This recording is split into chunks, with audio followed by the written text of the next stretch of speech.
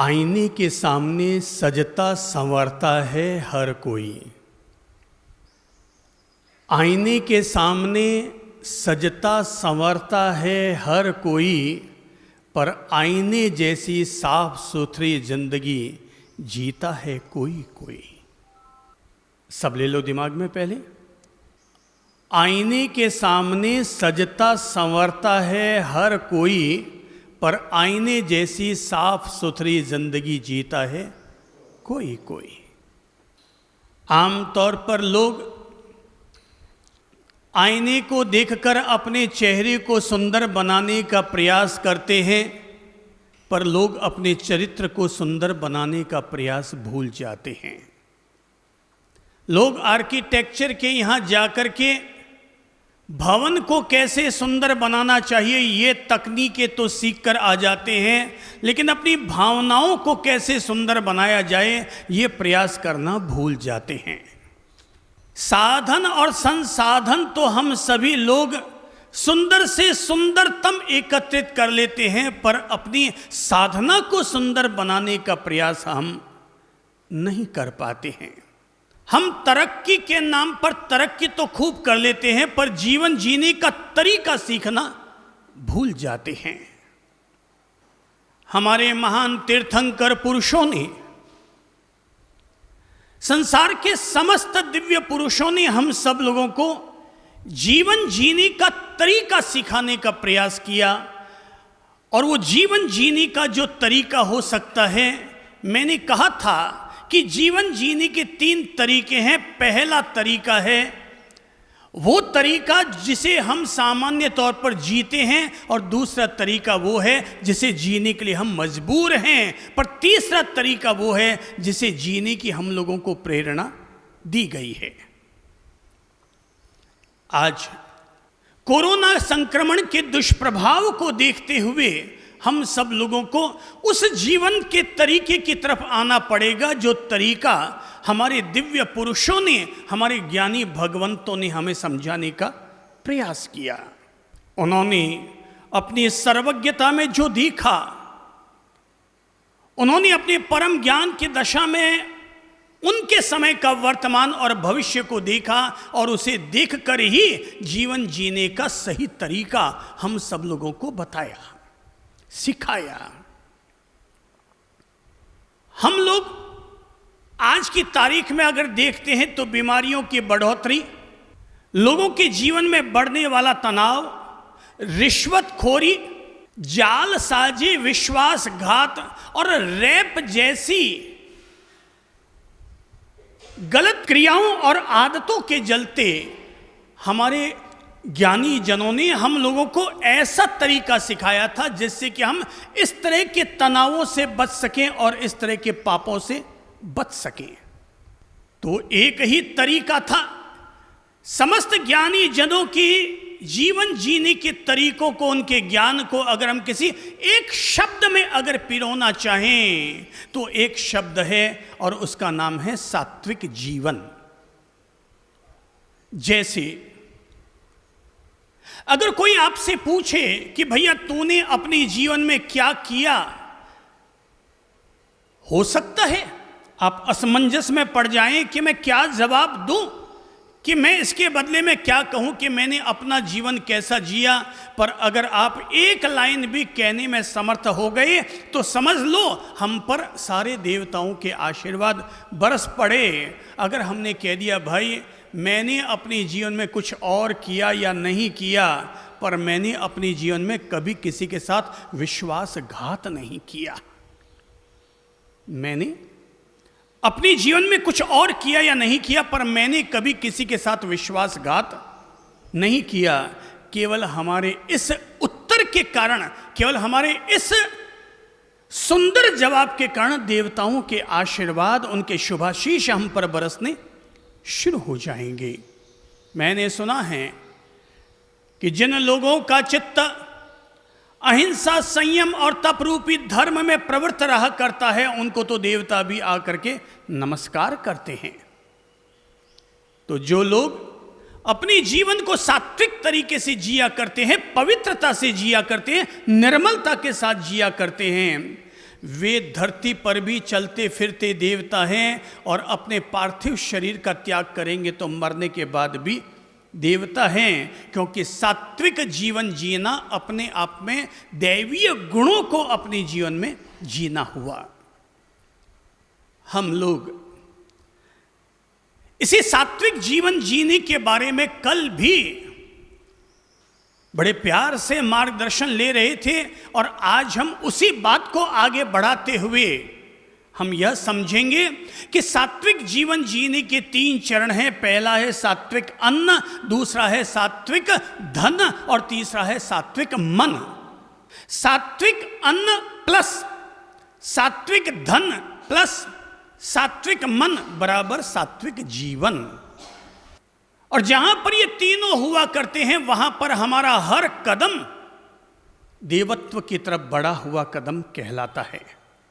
एक तो देवत्व वो है जो हमें मरने के बाद मिलता है, और एक देवत्व वो है जो कि हमें जीते जी आत्मसात होता है। आप कौन से देवत्व में विश्वास करेंगे? मरने के बाद बनने वाला देवता बनना है या जीते जी देवता बनने में विश्वास रखते हैं? किस में? जीते जी वाला या मरने के बाद? हाँ, आप कौन सा मोक्ष पाना चाहते हैं? मरने के बाद वाला मोक्ष या जीते जी मोक्ष? जीते जी मोक्ष। तो जीते जी अगर हमें देवत्व को आत्मसात करना है तो हमें एक ऐसा जीवन जीने का तरीका अपने साथ जोड़ना होगा। अपन में से जो मैं बातें कहने जा रहा हूं वो बातें अपन में से कोई 70%, कोई 80%, कोई 90% उन बातों को जीता होगा, और जो नहीं जीता है वो अपनी जीवन के साथ इन बातों से प्रेरणा ले और खुद को सात्विक जीवन की तरफ लेकर जाए। ज्यों ज्यों हमारा जीवन सात्विक होगा हम आरोग्य और आनंद के मालिक बनेंगे, हम हेल्थ और हैप्पीनेस के मालिक बनेंगे, हमारी सोच ऊंची रहेगी और हम दूसरों के लिए मददगार भी बन सकेंगे। पहला चरण था सात्विक अन्न। कल हम इसके बारे में चर्चा कर चुके हैं। आज अगर हम सार रूप में केवल लेना चाहें तो हम केवल ये बात समझ सकते हैं, वह अन्न सात्विक होता है जिसके लिए किसी का रक्तपात न किया गया हो, उसका नाम होता है सात्विक अन्न। नंबर 2, वह अन्न सात्विक होता है जिसे हमने संयमित तरीके से ग्रहण किया हुआ हो। नंबर 3, वह अन्न सात्विक होता है जिसे हमने केवल अकेले ही ग्रहण न किया हो बल्कि अपने साथ साथ औरों को भी खाना खिलाने का आनंद लिया हो। नंबर 4, वह अन्न सात्विक होता है जिसको हमने ग्रहण करते समय पीछे जूठन छोड़ने का पाप न किया हो, वह अन्न सात्विक होता है। नंबर 5, वह अन्न सात्विक होता है जिसे ग्रहण करने से हमारी सत्व शुद्धि होती है। आहार शुद्धौ सत्व शुद्धि, सत्व शुद्धौ ध्रुवाय स्मृति। कहते हैं कि आहार अगर शुद्ध होगा तो हमारे शरीर का सत्व मूल तत्व शुद्ध होगा, और शरीर का मूल तत्व अगर शुद्ध होगा तो हमारी स्मृति, हमारा चिंतन, हमारे मन की तरंगे वो भी शुद्ध और परिमार्जित होंगी। वर्तमान में देश में एक अभियान चलाया गया था और वह स्वच्छ भारत का अभियान। भारत के प्रधानमंत्री जी ने स्वच्छ भारत का अभियान चलाया। उनके इस अभियान का हम तहे दिल से अभिनंदन करते हैं, पर मैं जिस अभियान की बात कर रहा हूं वो अभियान है स्वच्छ जीवन। स्वच्छ जीवन होगा तभी भारत स्वच्छ बन पाएगा। जीवन ही अगर दूषित और कलुषित है तो जब तक जीवन दूषित रहेगा तो आदमी गंदगियां भी फैलाएगा और बीमारियां भी बढ़ेंगी। तो हमारे महान ज्ञानी जनों ने हमें एक तरीका सिखाया था जीवन जीने का, और वो है सात्विक जीवन, और उसका पहला पगथिया है सात्विक अन्न, सात्विक भोजन, शाकाहार। उत्तम आहार शाकाहार। शाकाहार को इसलिए महत्व देते हैं क्योंकि जिस भोजन को करने से शाकाहार, शा बराबर शांति, का बराबर कारक, हा बराबर हानि और र बराबर रहित, जो शांति कारक और हानि रहित है, उसका नाम है शाकाहार।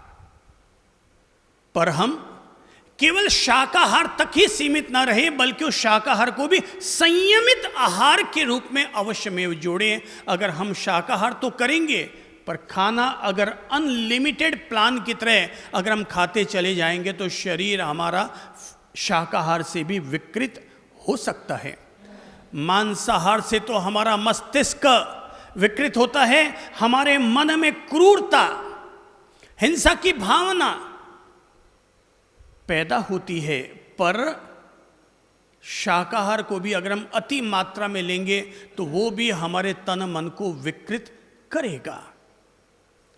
अब जैसे जरा सोचो, कुछ लोग जो शरीर से बेडौल हो गए हैं, उनका शरीर फूल गया, अथवा पेट उनका डाइनिंग टेबल हो गया, अथवा पिछवाड़ा उनका फुटबॉल की गेंद बन गया। अब जरा सोचो इसकी वजह क्या क्या हो सकती है। चलिए, अगर मैं आप लोगों से पूछूं, कोई व्यक्ति अगर शरीर से फूल फाल करके अगर फुटबॉल का गेंद बन रहा है तो इसकी वजह क्या क्या हो सकती है, चलो बताइए। नंबर एक असंयमित आहार। नंबर 2 श्रम न करना। Very good. Number 3 very good. तीसरा है समय पर भोजन करना। नंबर 4 नंबर 4 रात को खाना और खाते ही सो जाना। हम इनकी बात को महत्व देंगे। इनकी बात को महत्व इसलिए देंगे क्योंकि प्रभु जी आज आपके शरीर का वजन कितना है? 65 किलो। और पहले कितना था? समझिएगा, पहले कभी इनके शरीर का वजन था 155 किलो। पर गुरुजनों के सत्संग से प्रेरणा ले लेकर के जीवन को सुधारना शुरू किया और संयमित आहार प्रक्रिया के तहत चलते चलते इस शख्स का वजन कभी 155 किलो था और आज केवल 65 किलो है। तो उस व्यक्ति ने संयमित आहार को जीवन के साथ जोड़कर अपने आप को तंदुरुस्त किया, आरोग्यमय बनाया, आनंदमय बनाया, प्रभु के दिव्य पथ का अनुयायी बनाया।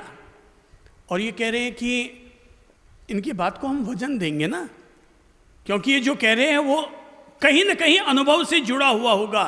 और इन्होंने कहा कि वजन बढ़ने का, बॉडी के फूलने की एक वजह यह भी रही कि रात को लेट तक खाते रहते हैं और खा करके सो जाते हैं, तो उसके कारण भी हमारे शरीर हमारा विकृत क्यों होता है। हमें केवल ये अभी ढूंढना है कि हमारा शरीर विकृत क्यों होता है। खाने के साथ साथ पानी पीते चले जाना, इसके कारण भी हमारा शरीर फूलता है। वो कहते हैं तामसिक और राजसिक भोजन का अति मात्रा में सेवन करना, ये भी हमारे शरीर को विकृत करता है। वो कहते हैं खाते रहेंगे, काम नहीं करेंगे तो खाते तो रहेंगे दिन भर और खा खा के सब पाडे और जाडे और लाडे होते चले जाएंगे। तो ये हमारे शरीर को विकृत, केवल इतना ही काफी नहीं है कि हम सात्विक आहार लें, इसके साथ साथ भगवान महावीर ने खास तौर पर एक शब्द का बार बार उपयोग किया और वो है संयमित आहार। आहार में 3 चीजों का ध्यान रखा जाए। नंबर 1, आहार ऋतु के अनुसार हो। नंबर 2, आहार हितकारी हो। नंबर 3, आहार सीमित मात्रा में हो। तो आहार हमारे लिए संजीवनी औषधि का काम करता है। नहीं तो एक मोटी महिला खूब खाने में दिलचस्पी रखती थी और दिन भर खाने का काम करती थी। खाना खाओ तो मिठाई भी चाहिए, तली हुई चीज भी चाहिए, नमकीन भी चाहिए, रोटी सब्जी भी चाहिए, दाल चावल भी चाहिए, पापड़ भी चाहिए, मुखवास भी चाहिए।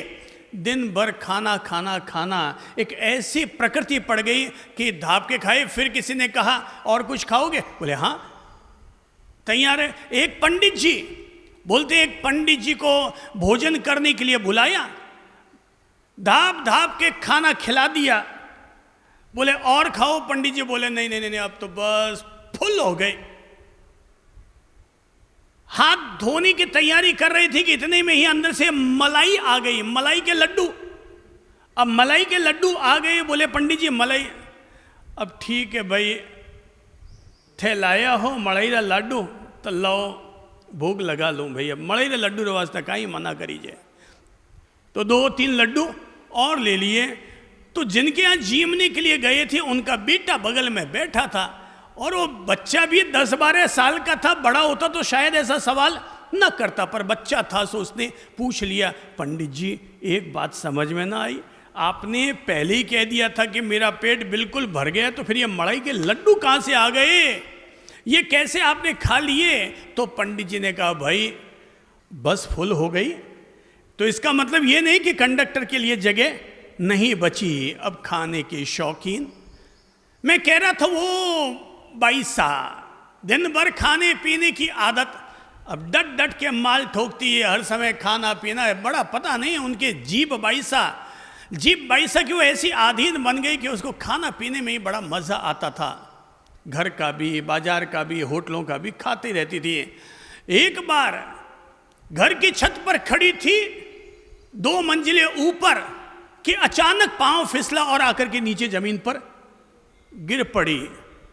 हॉस्पिटल ले जाया गया। 2 दिन बाद उसे होश आया, तो जैसे होश आया उसने अपने आप को देखा, अरे तो क्या मैं जिंदा हूं? अरे ये तो बड़ी गजब की बात है, मैं अभी तक जिंदा हूं, अरे ये तो चमत्कार हो गया। तभी पड़ोसी ने कहा, भाई तुम तो जिंदा बच गए, लेकिन जिन 4 लोगों के ऊपर तो पड़ी थी उनकी लाशें निकल गई। भाई खा खा के शरीर विकृत ही होना है, और तय मान कर चलिए अगर हमारा शरीर विकृत हो रहा है तो उसके साथ साथ हमारा मन, क्योंकि मन भी हमारे शरीर में डाले गए अन्न से ही पोषित होता है। तो अगर हमारा शरीर विकृत तो हमारा मन और दिमाग भी विकृत हो जाता है। तो हमें आहार करना चाहिए, अन्न करना चाहिए, खाना चाहिए, पर सात्विक अन्न, उसमें भी संयमित अन्न। तो खाने के लिए जैसे अपन कुछ तौर तरीके अपना सकते हैं ताकि हमारे शरीर में विकृतियां पैदा ना हो भोजन से। अगर हम कुछ भी नहीं खाएंगे तो शरीर सूखेगा, वो भी ठीक नहीं है। खूब खाएंगे तो वो भी ठीक नहीं है, क्योंकि उससे शरीर फूलेगा। इसलिए मैं सबसे कहता हूं भाई, भोजन के मामले में मध्यम मार्ग अपनाओ, न अधिक भूखे रहो और न अधिक खाओ। मध्यम मार्ग, संयमित आहार करने वाला व्यक्ति स्वयं अपना डॉक्टर होता है। संयमित आहार करने वाला व्यक्ति खुद अपना चिकित्सक होता है। तो कहते हैं कि जब जानवर बीमार पड़ जाते हैं तो वो जानवर फिर 2 दिन, 1 दिन, 3 दिन के लिए खाना नहीं खाते हैं और उससे से वो ठीक हो जाते हैं। तो शरीर में जो इन्फेक्शन हो गया है, जब हमने आहार पर संयम कर दिया तो इन्फेक्शन अपने आप ठीक हो जाएगा। तो नंबर 1, भोजन सूर्योदय से लेकर सूर्यास्त तक लो। सूर्यास्त के बाद जो भोजन मिलता है वो उसमें आसुरी प्रवृत्ति जगनी शुरू हो जाती है, उसमें भोग की भावना पैदा होनी शुरू हो जाती है, वो राक्षसी भोजन बन जाता है। दिन में खाए सो देवता, रात में खाए सो राक्षस। तो 24 घंटे अगर हमें प्रभु देता है हर रोज, उसमें से आधा दिन अपन बना लो खाने के लिए और आधा दिन बना लो उपवास के लिए। तो रात बना दी हमने उपवास के लिए और दिन बना लिया हमने खाने के लिए। तो सूर्य उदय से लेकर सूर्यास्त तक भोजन करो। उसके बाद अगर शरीर में रिक्वायरमेंट लगती है तो पानी पी लो, और ज्यादा रिक्वायरमेंट लगती है तो दूध पी लो, पर कम से कम खाना वाला काम वो सिरामी, खाने वाला काम वो सिरामी। वो सिरामी का मतलब होता है विसर्जन करता हूं। दिन भर बहुत है ना खाने के लिए। भाई टाइम टेबल अपन कहते हैं कि मैं फैक्ट्री से लेट आता हूं, तो वो टाइम टेबल भी तो हमने ही सेट किया है कि हम फैक्ट्री से लेट आते हैं। और अगर हम अपने टाइम टेबल को, अपने जीवन जीने के तरीके को अगर हम सूर्यास्त से पहले खाना खाने के लिए अगर हम तैयार कर लें तो टाइम टेबल हमारा वैसा सेट हो जाएगा। अभी हम फैक्ट्री बंद करते हैं शाम को 7 बजे, दुकान बंद करते हैं 8 बजे, टाइम टेबल को वो भी अपन ने सेट किया यार, वापस जीवन जीने के सात्विक चरणों से गुजरते हुए हम खुद ही उसको वापस सेट कर सकते हैं। तो सेट करने के लिए भाई सूर्योदय से सूर्यास्त तक खाना खाऊंगा। देखो अब आहार को सात्विक और संयमित कर रहे हैं। नंबर 1, आहार कितने बजे से कितने बजे तक? सूर्योदय से सूर्यास्त तक। हाँ, कुछ देश ऐसे होते हैं जहां पर 6 महीना दिन रहता है और 6 महीना रात रहती है। उनकी बात तो मैं शायद अभी करना ठीक नहीं समझता, पर जिन देशों में 12 घंटा के लगभग दिन रहता है और 12 घंटे के लगभग रात रहती है, वे तो ये नियम आराम से इसका पालन कर सकते हैं। उद्देश्य केवल एक ही है कि आहार हमारा संयमित हो जाए। दिन भर इस पेट में डस्टबिन की तरह इसमें न डाला जाए, बल्कि ये शरीर भगवान का मंदिर है, ये आत्मा के रहने का मंदिर है। इस मंदिर में समय समय पर ही समर्पण होना चाहिए। तो नंबर 1, सूर्योदय से सूर्यास्त तक खाना खाओ। नंबर 2, एक बार जब खाना खा लिया उसके बाद 1 प्रहर तक 3 घंटा, 1 प्रहर कितने घंटे का? 3 घंटे का। तो एक बार खाना खाने के बाद 3 घंटे तक के लिए वापस मन में प्रतिज्ञा ले लो कि अब खाना खा लिया या नाश्ता कर लिया, अब 3 घंटे के लिए सिवा पानी के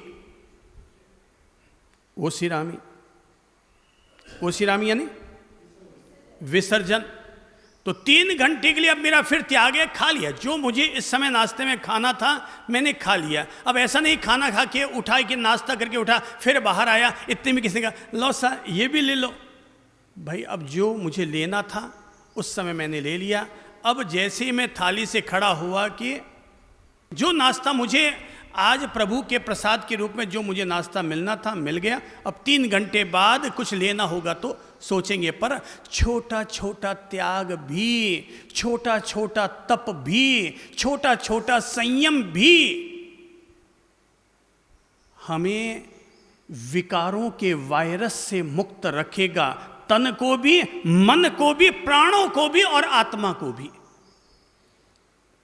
तो एक बार खा लिया फिर क्या करो 3 घंटे के लिए। फिर कोई कितना भी मनवार करे, सामने ससुरा खड़ा हो जाए कि जवाई खड़ा हो जाए, भाई साहब जो खिलाना मैं प्रेम से खाऊंगा, पर एक बार खाकर खड़ा होते ही मैं त्याग कर देता हूं और त्याग करने के बाद ग्रहण नहीं होता है। तो देखो छोटा छोटा त्याग भी, छोटा छोटा संयम भी हमारे जीवन के लिए सहायक की भूमिका अदा करनी शुरू कर देता है।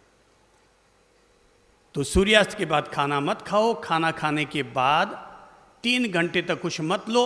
और हाँ, शरीर विकृत ना हो इसके लिए ध्यान रखो जब खाना खाओ। बिल्कुल ठीक कहा प्रवीण बाबू, आपने ठीक याद दिलाया सब लोगों को कि खाना खाते समय अगर हम पानी पीते हैं तो भोजन और पानी दोनों जब मिक्स हो जाते हैं तो अंदर जाकर के राबड़ा बन जाता है।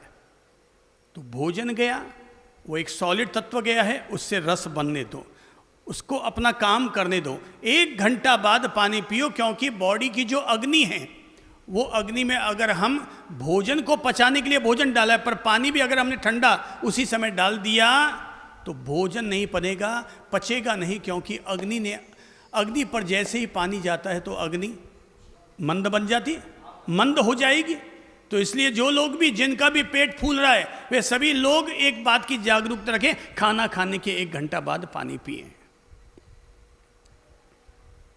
सुबह सूर्योदय हुआ तो सूर्योदय के बाद सबसे पहले 2 गिलास पानी पियो, ताकि अंदर जो मल जमा है उसको साफ करने में हमें मदद मिल जाए। खाना खाने के बाद पानी पीना 1 घंटा बाद पियो, खाना खाने से 1 घंटा पहले पानी पी सकते हैं। बस ये ध्यान रखते हुए कि मैं इस तरह से भोजन करूं कि जिससे ऐसी कोई चीज़ न डालूं जिससे हमारी जठराग्नि मंद हो जाए। अब लोगों में विकृति क्यों आ रही है? एक तो वो जीमनी के लिए जाते हैं बाहर, तो विवाह शादियों में जीमण वारियों में जब भोजन करते हैं तो वहाँ वो अपना शानो शौकत दिखाने के लिए गरम खाना भी चल रहा है, उधर खाना भी 10 तरह की मिठाइयाँ हैं, 10 तरह के नमकीन हैं, 3 तरह 4 तरह की रोटियाँ हैं, दालें 4 तरह की है, अब कॉफ़ी भी है, इधर कोल्ड ड्रिंक भी है, और लोग जीने के लिए कम खाते हैं और खाने के लिए ज़्यादा जीते हैं। बोले भाई शरीर तो फिर दोबारा मिल जाएगा, पर ये माल तो दोबारा नहीं मिलने वाला, टिकाते जाओ टिकाते जाओ टिकाते जाओ। हाँ, ये भी बात सही है। वो कहते पानी भी बैठ कर पीना चाहिए। तो देख लो भाई, ये सब लोग अपने अपने एक्सपीरियंस की बात सुना रहे हैं। सारे अनुभव मुझे अकेले को हो ये तो कोई ज़रूरी नहीं है, पर मैं इसीलिए सब लोगों से कहता हूँ आप लोग बोला करो, ताकि आपको अपने जो जीवन के एक्सपीरियंस है वो भी तो आप जोड़ो अपने साथ, कि अपनी उस जीवन शैली के साथ उन अनुभवों को जोड़ो, ताकि हमारे जीवन की कुछ विकृतियां कम हो सके और हमारे जीवन का संस्कार हो सके, नए तरीके से हमारे जीवन का जीर्णोद्धार हो सके। हाँ भाई, इसमें देख लीजिए आपको, अब आप कहते हैं सुबह का पानी कुकड़ू बैठकर पियो। हाँ ठीक है, अब जिसको जैसा ठीक जमता है अपने साथ सेट करते चले जाओ। किसी को कुकड़ू बैठता है, किसी को पलाखी मार के बैठता है, अब वो जैसा ठीक है। पर मैं केवल 2 बातें आपके दिल में उतार देता हूँ, 3 बातें। मेरी बातें अगर आप सात्विक अन्न के चरण पर बोल रहा हूँ तो जीवन भर के लिए भोजन के मामले में इसके अलावा फिर मुझे बोलने की जरूरत नहीं रहेगी। नंबर 1, सूर्योदय से लेकर सूर्यास्त तक भोजन के लिए अपना भोजन का जो चरण है वो निर्धारित कर लीजिए कि मैं दिन में ही खाना खाऊंगा, रात में खाना नहीं खाऊंगा। नंबर 2, एक बार खाना या नाश्ता करने के बाद मैं 3 घंटे तक सिवा पानी के और कुछ नहीं लूंगा। हाँ, बीमारी शेमारी छूट, पर स्वस्थ तन है, स्वस्थ जीवन है, तो उसमें दिन भर खाने वाली क्रिया क्यों चलती रहे। 3, जहां तक संभव होगा बाजारू चीजों से जहां तक संभव होगा मैं उनसे बचने का पूरा बोध रखूंगा, पूरी कोशिश करूंगा। कोई मजबूरी में खाना पड़ जाए तो खा लो, वो भी खाने के लिए बनाए गए हैं, पर शुद्धता जितनी घर के भोजन की होगी उतनी बाजार के भोजन की नहीं होगी। इसलिए जहां तक संभव हो अपन घर का भोजन लें। अगर हमें जैसे ऑफिस में बैठे हैं और बाजार का खाना खाना पड़े तो मैं कहूँगा बाजार का खाना खाने से बचो। पपीता मंगवा लो, केला मंगवा लो, चीकू मंगवा लो, एप्पल मंगवा लो। फल मंगवाया और फल हमने खा लिया, हो गया ना। उसकी अल्टरनेट हमने व्यवस्था बैठा ली, और फिर भी अगर ज़रूरत पड़ जाए तो खा लो, लेकिन उसको जीवन का हिस्सा मत बनाओ, जीवन का हिस्सा मत बनने दो। हाँ, अन्न के बारे में एक चौथी बात और सुझा देता हूँ, और वो ये है, केवल खुद ही मत खाओ, दूसरे को भी खिलाने का लाभ जरूर लो। अन्नपूर्णा माता हमेशा उसी के घर पर मेहरबान रहती है जो घर केवल खुद ही नहीं खाता बल्कि अपने द्वारा औरों को भी खिलाता है। जैसे मान लीजिए कीर्ति बाबू आप साथ टिफिन ले जाते होंगे, फैक्ट्री में अपना टिफिन ले जाते होंगे। अच्छा ठीक है, एक समय के भोजन में आप कितने फुलके खाते हैं? 3, बिल्कुल ठीक है। देखो, खाओ भी और खिलाओ भी, तो आप क्या करो, आज से अपनी धर्मपत्नी से अनुरोध कीजिएगा कीर्ति बाबू खजांची के मेरे टिफिन में 3 नहीं 5 फुलका डाल दिया करो। 5 ज़्यादा लगे, 4 फुलका डाल दिया करो, कोई फर्क नहीं। पर 3 फुलका हमने खाया, 1 फुलका और उसके साथ थोड़ी सी सब्जी आपने खाया 2 सब्जी के साथ। मैं कहता हूँ 1 सब्जी भी पर्याप्त हो जाएगी। 1 सब्जी और 1 फुलका या 2 फुलका वो हमने साइड निकाल दिया, और आपकी ऑफिस में जो झाड़ू लगाती है या आपके खाना खाने के बाद जो आपका टिफिन धोएगी, टिफिन खुद ही धोते हैं या कोई वहाँ स्टाफ रखा हुआ है? खुद ही धोते हैं।